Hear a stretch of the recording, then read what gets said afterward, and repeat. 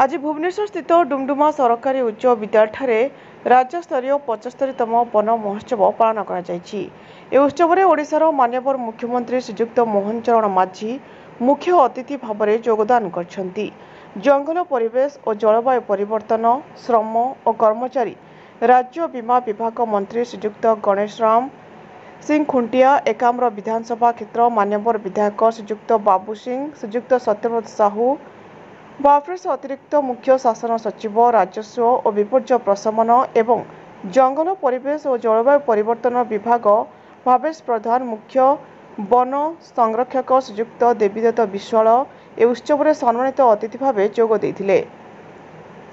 ए सभारे योगदान करी ए कार्यक्रम को साफल्य मंडित करथिले।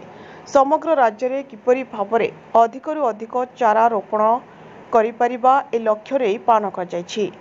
75तम वन महोत्सव मार नाम गोटे गछ लगाइबा संकल्प नेबा सारा ओडिशा रे 10 कोटी अधिक वृक्षरोपण करिबा एभली वृक्षरोपण करिपारले जलवायु परिवर्तनर मुकाबिला तथा परिवेश संरक्षण रे बड़ परिवर्तन होई परिबो ए आह्वान दैछन्ती मान्यवर मुख्यमंत्री।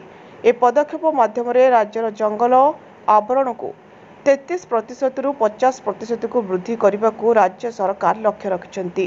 Bhubaneswar Shankar Behera report Jyotiprabha news.